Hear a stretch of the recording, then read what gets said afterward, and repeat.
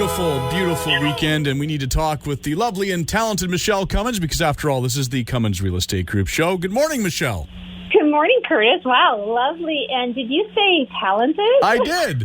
Well, you know what you are. You are a woman of many talents. I mean, I was thinking of you this week because they're filming all over the place in Abbotsford, including on my street. There's a house all done up with like Christmas decorations. I thought, are they just getting ready early? Then I realized that's a little over the top. This is for a movie. It must be Hallmark. Yeah, and then they're also filming at like the rec center at ARC. They're filming in downtown Abbey. They're filming all over the place. I have a client, and they're filming on their waterfront property right now, too, this whole weekend. Lots of stuff happening. But you're not acting in any of these. No, there's only 24 hours in a day, Curtis. This is true. But I know we're going to get you back acting at some time here, at some point. I can't wait. I'm very, very... I miss it. I miss it so much. Yeah, you know what we need to do? We need to find I'm not a great actor. We need to find a play, and we'll go get do a production somewhere. That would be fun. I miss doing that too. Live production, live. Oh, I love it. Just the heat, the moments, and it's live, and the reaction, and the feeling, and just it's crazy. It's completely different than. It's funny, when I first came to Canada in 1998, and I started training for film and television. Completely different than theater. However, the same, of course, but it's definitely a different animal. Things that you have to think of as an actor. Yeah, well, you see, and with having a radio background, to me, it makes more sense because I'm not used to being able to do multiple takes. What we do is as it happens, and we have to react to the situation. So I've always, since I was a kid in school, I've always loved live theater, and I'm not a terribly good actor, but I still love to do it. Oh yeah, you're really talented. You are good, and we really should do that, because I've been wanting to do something like that for a long time. I'm sure we could sell out tens of seats if we did some kind of a play together. Oh, yes. Did you know that talking about radio and just live and everything, I mean, you've taught me a lot over the last few years we've had this show, but today is our 150th episode. Well, I knew we were around there, but I always rely on you to tell us when we get to that benchmark number, the next one. So that's pretty cool. I do keep an eye on it. And I can't believe it's already October. I can't believe it. It's my dad's birthday month, and my kitten becomes a cat this month as well. Is it BB's birthday? Yes. Well, not today, but in about a week and a half it is. Oh, wow. Okay. That's awesome, because, Lucifer just had his birthday in July, so that makes sense. Oh, did you celebrate? When people have birthday parties for their pets? Well, the problem for Lucifer is that his birthday is the same day as Cody's, and Cody's kind of takes precedent. Okay, that's fair. And Cody's not really big about sharing his birthday with the cat. I don't blame him. But we did make sure that we got him, some kitty treats and some toys and stuff like that, because, he's a cat, but he thinks he's still a kitten, so. Cat nap. Exactly. So on the real estate news, the real estate front, now because we still have a minority liberal government is in place, but what does the real estate landscape look like? Because they do have some plans and ideas of how to, cool the market a bit. So I wanted to chat with that in our first segment. And then the second segment, we're going to talk about some really interesting news that things have been flipped upside down when it comes to a mortgage is. So we will talk about that on the second segment. Canada's Conservative Party leader, Erin O'Toole, had suggested that Prime Minister Justin Trudeau had planned to create a tax on the sale of principal residences, citing that the Liberal Party's platform, that's what he was saying, but the proposed policy, which has also been the subject of inaccurate social media posts, is an anti-flipping tax aimed at preventing speculators from profiting off a red-hot housing market. And it is true, some people have bought a place, they've maybe put a pretty little fence in the front, making it look all, splash a paint job on it and make, $200,000-300,000. And some people have just held it for 2 months, 3 months, and flipped it for a couple $100,000 without doing anything. I mean, I'm throwing out numbers, but it's true that this has been happening.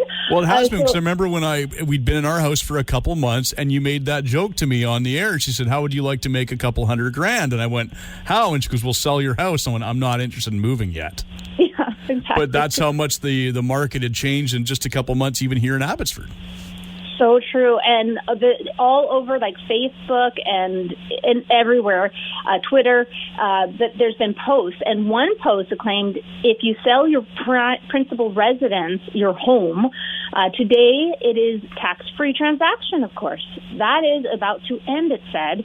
Our current government is proposing to eliminate this tax shelter. Well, you know how some stories you got to fact check and all that kind of stuff. But Canada's housing market, it has reached record highs. We all know that during the pandemic, and it's fueled in part by low interest rates, but supply and demand as well. But the Liberal Party, they put out this mention, but it was like, well, Justin Trudeau said, we will not do that. That was his answer when asked by the press. He said that is something we are not interested in doing. He also said in French, we're going to make sure that we protect home buyers. We're going to make sure that we protect those who have had their equity in their homes for many years for their retirement. We're not going to eliminate capital gains exceptions on primary residences. So Trudeau explained that his party would establish a measure against house flipping by imposing a tax on the resale of homes within 12 months, and that's the key. Unless the seller experiences a significant change in life circumstances such as divorce. So a little blurb. So they're going to establish an anti-flipping tax on residential properties, requiring properties be held for at least 12 months. Now, it used to be it was only builders who built had, if they had to own it, live in it for a year. Otherwise, they would be subject to capital gains tax. So if you built your own home, you wanted to make sure you lived in it for a year. But now it's not just that. It's not just people building. It's anybody in their primary residence. They have to own it for 12 months first, unless some of the exemptions are, for example, pregnancy, if there's death, new jobs where they're forced to move, a divorce is mentioned, a disability. So there are some things that they will, look over. So it's, again, something to talk about with your accountant, but that was what they were talking about. Not just, you own your home for 10 or 12 or 15, 30 years, and all of a sudden you have to pay capital gains tax on it. Not so fair, right? But the purpose for that is to try to cool the market. So that's what they're saying. And to go with that, from CREA, which is our Canadian Real Estate Association, they put out a message, and I want to read this to everyone.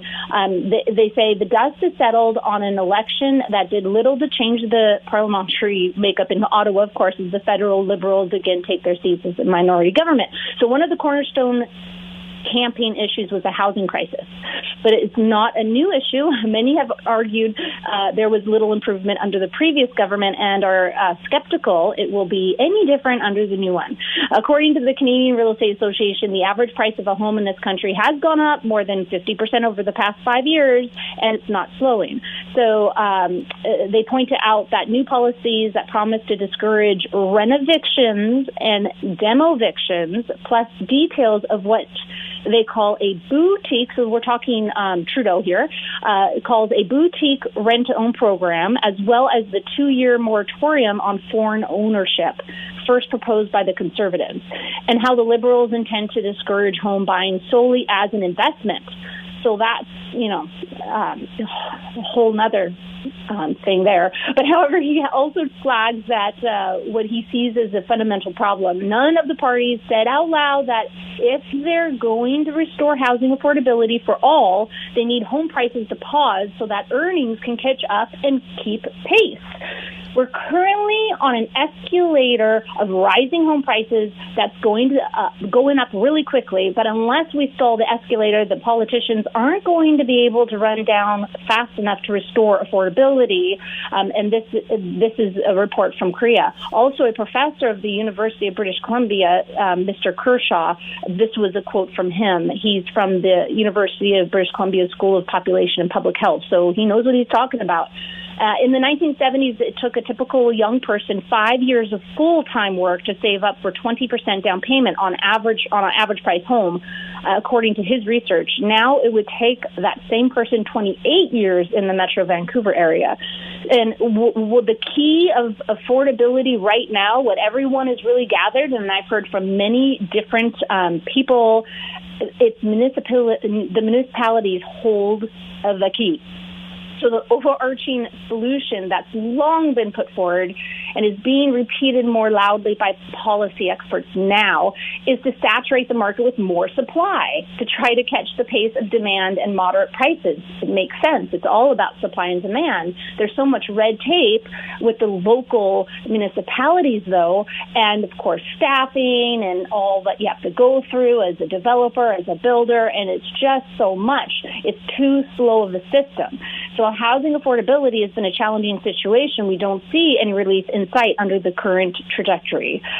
So we need to see a change in that. So what we're seeing is the result of multiple years of undersupply, and our government really hasn't focused on supply as an overall priority, and this is very important to do so. So that, pair that with 400,000 people a year moving to Canada under very intensive immigration targets. And so you got to look at everything that's happening, and we need more housing, and that will help affordability once we get more housing available for people to choose from. So that is the report and the trajectory of what it looks like, what's happening in real estate. All right. Well, the election really didn't change a heck of a lot. That's what we're learning today. Exactly. And they're talking about maybe lower insurance costs or tweaking the amortization rules might make a little bit easier for some people to get into ownership than it was before, but we really need more supply.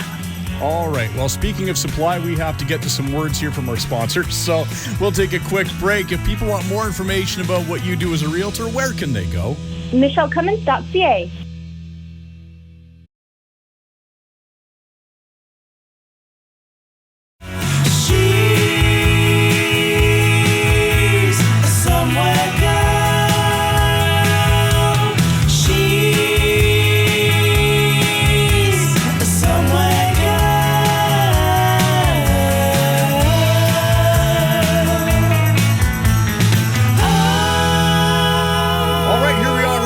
Segment number 2 of the Cummins Real Estate Group show with Michele Cummins and myself, Curtis Pope. Now, Michele, I know you're probably a little disappointed today because normally it'd be the first show of the month we'd be doing stats, but they're not quite ready yet. Not quite ready, no. So that will have to be next week. I know it's sad. I know you sound quite down about it, like, oh, I don't have my stats. We have to wait a week. I know. I'm just like, I had a feeling because sometimes when we line up this way, where it's like, yeah, she's going to be a little down today. I'm going to have to keep her spirits up because she doesn't have her stats. They'll probably be out Wednesday or Thursday. I don't know, sometime. But I know. I'm so excited to see them. It's like my birthday every month. I know. I get such a kick out of how much you love the stats. I love doing the stats show because it's just like you could just tell how fired up you are. It's great. And you remember last year at Christmas time, I was like, why can't we have Christmas every month? How come we just can't, do this? And then I'm like, I'm going to start the 12 months of Christmas and do Christmas on the 25th of every month. Remember when I said that? Yeah, and you were spoiling Richard Rotten. Yeah, it's true. And I've kept up my word. I've done it every month. Look at you. But you haven't got him a new guitar yet. There won't be anything left for Christmas Day. Yeah, you're like, I just got you a bunch of presents. You get nothing. Right. Nothing like testing something out, though. It's been a lot of fun. Yeah, it was one thing you didn't think that through. Hey, wait a minute. What am I going to do on Christmas Day? I know. Shoot, what did I say I was going to do? Oh. Well, nobody said it couldn't be like a paper clip or something for my office. That's true. You never said it had to be of a certain value or size or whatever else. I mean, yeah, that's right. You're covered. A pine cone could be a gift. Yeah, absolutely. You could paint a pine cone and go, there you go. This segment, we are talking about variable rate mortgages, and we were talking on the break here a little bit about it, and you had an interesting story about somebody choosing the 1 year and coming back every year annually to renew. Yeah, we were when we were getting our mortgage renewed years ago, the lady at the bank was telling us how this one couple kept coming in every year because at that time, doing a yearly mortgage was giving them a really good rate, like a good full point and a bit, probably lower than the current rate. So they were taking that risk that it wasn't going to jump up anytime soon, and doing single year mortgages every year, going in and doing the paperwork. You know how fast a year goes by too? You blink and it's gone. I can't believe it's already October. If I had to go in and renew my mortgage every year, that would I do live by my calendar, but that's a commitment. Well, I guess it's a risk, just like anything else. It's like, like you were saying about variable mortgages. Like it's kind of like doing that in a way. You're not locking in for more than a year at the rate, and you do run that risk of it jumping up. But then again, if it goes down, stays the same, you're in a good spot. Yeah, and most people go with the 5-year term. I mean, they do have the 1 year. They have the 2 year, the 3 year, 4 year, 5 year, I think 7 year, and then 10 year. And but most people don't. I don't know of one person actually that's ever gone even for the 1, 2, 3, or 4. It's either 5 year or variable, which is interesting. But at least there's the options. Okay, so the Financial Post did a recent article on this, and there's some other articles out there, but the trend is happening. It has been flipped upside down, and now more people are going for variable rate mortgages rather than the 5-year term, and it's booming, and you wonder, should we be worried? Well, for that first time in at least 5 years, variable rate is beating the fixed rate. It's amazing. So variable rate mortgages are surging all across Canada, and people are betting that the Bank of Canada interest rates aren't going to go up until 2023, as they said they're not going to move the base rate up until then. So that's what I'm banking on some of my mortgages, and what a lot of other people are doing as well. Now, it's really great because there's so much flexibility in a variable rate, which I've mentioned before, especially if you're an investor. But the National Bank's Darren King writes in a recent note that more than half of new mortgages made by banks, including renewals and refinancing, were variable rates in July, with the share of new variable rate mortgages at 51.3% and fixed rate at 48.7%. This is the first time in at least 5 years that the variable rate has taken the lead. Now, home buyers who go with variable over fixed increase their buying power by, catch this, Curtis, 9% for the same monthly payment.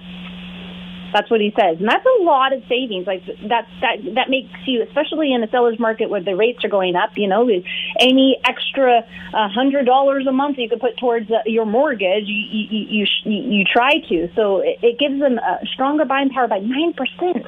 But meanwhile, rates continue to fall. And somebody was just trying to call me there. Over the past week, 3 of Canada's big banks lowered their rates.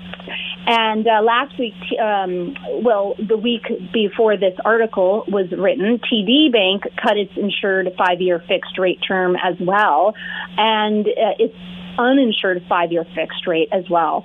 On the Tuesday before this article, CIBC even lowered its special offer insured 5-year rate. So what's interesting is the Bank of Canada's base rate doesn't change, but the banks can change their 5-year rate, right? And that's why variable's so attractive right now, is because we know where it's at, and they say it's not going to start going up till 2023. And when they do go up, they never go up fast. They never do that because it would just ruin the economy. People, when they renew their mortgages, won't be able to afford it because the rates go up so high, and then they go into foreclosure. So the Bank of Canada is very careful when it does start raising its rate. Usually it's a slow increment throughout the year or years that they're starting to raise it. And we've seen examples of that in the past where that rate has gone nuts, like about 40 years ago in Canada here, and then even just a few years ago in the States when they had that housing crash, where houses that were worth $1 million, 2 years before, now were suddenly worth $200,000. Exactly. Yeah.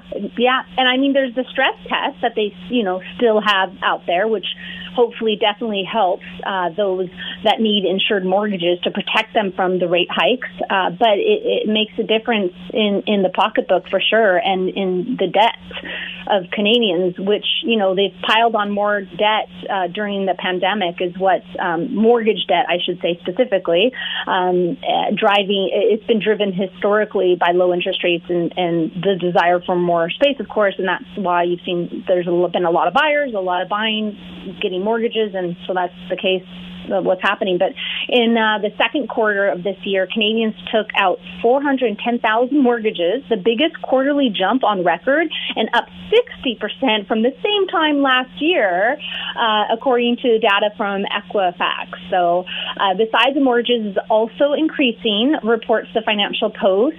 The average new mortgage loan jumped 22.2% from last year. Wow. So Equifax's report also raises a red flag about home equity lines of credit known as HELOCs, which rose 56.7% from the year before, the highest in 10 years. So it's just crazy all that's happening. The mortgage surge has helped push overall consumer debt to a whopping $2.15 trillion across Canada, which is more than the value of Canada's whole economy. Wrap that around your head. Wow. Yeah. Moreover, almost 40% of variable rate mortgages in Canada have fixed payments. And that means when interest rates rise, you still make the same mortgage payment. A lot of people think, well, and it used to be variable mortgages, that means your payment every month is variable, it's different. And that's why so many people with salaries or on fixed income, they really love the 5-year term because they know exactly what the payment's going to be every month. There's no changing it. But now there's so many variable rate mortgages that have that fixed payment, which really helps in budgeting. So that's the news on variable rates. And so we might as well, I got this really, really cool, unique, little, tiny, awesome house coming up on the market actually next week. It's not that tiny. It's 1,000 square feet. So it's not like a tiny house. It's a house. And it's got this such cute covered full width porch in the front. And it's got a single garage. It's a 3-bedroom home for 900 square feet. It's cute as a button, right in Mission. It's going to be probably like the best price listing out there next week. So definitely we're probably holding on for offers till the following Sunday. And I'm going to have an open house next Saturday from 2 to 4 at 32731 Adams Avenue. Remember that, Adams Avenue. And we're gonna showcase that. It's a fantastic spot in Mission, and it's 6,000 square foot lot. So it's probably going to be priced. It's going to be priced under $800. So it's going to be in the $780-ish range, something like that. Yes, we're going to have that down for you for next week. So keep an eye on my socials on that or whatnot, MLS. And we have brand new listings, actually, side-by-side properties off 2nd Avenue in Mission, and kind of the west side, I call it the west side of Mission on 2nd Avenue. It's very near the shops and the cool 24-hour diner that Riverdale filmed in and all that. It's like north of that area. Mm-hmm. And the future of it is for row homes and townhomes, but the houses are adorable. And the side-by-side properties, so you can buy both of them together as investments. If you're a blended family or an investor, it's a perfect opportunity. One is an 8,052 square foot property, 2-bedroom, 1-bathroom home, over 1,500 square feet. It's a rancher with basement, and it's on for $999. And the one next door to it has this awesome, it's a rancher, and it's 1,376 square feet, and it's 3 bedrooms, 2 bathrooms, 1 bathroom, sorry, and it's on for $1,029,000, and that's at the end of the street. Really cool. It's I can't explain it, but you'll have to see my drone video that I have on my website about it. And for further information, contact me anytime. That's one of my land assemblies. This land assembly, these 2 properties, I just put live on the MLS. My other ones are exclusive and not on the MLS. So There we go. And, quote of the week. So we all go through tough times in our lives, and I want to encourage those going through tough, stressful, hurtful, and disappointing times right now. Difficult roads often lead to beautiful destinations. I like that one, and it's very, very true, right? I mean, see, it's like, nothing in life is worth doing if it doesn't take a little bit of work, right? Yes. And sometimes that work has to come from within with yourself, and it's not an easy climb, that's for sure. But you know what? There are better paths ahead, even if it doesn't feel like it. Absolutely. All right. Well, I think that brings us to the end of the show. Michele, if people want more information about what you do, where can they go? MicheleCummins.ca. And join us again next week when we will talk real estate in order to unlock your real estate potential on a show where real estate is maximized. Thanks for listening.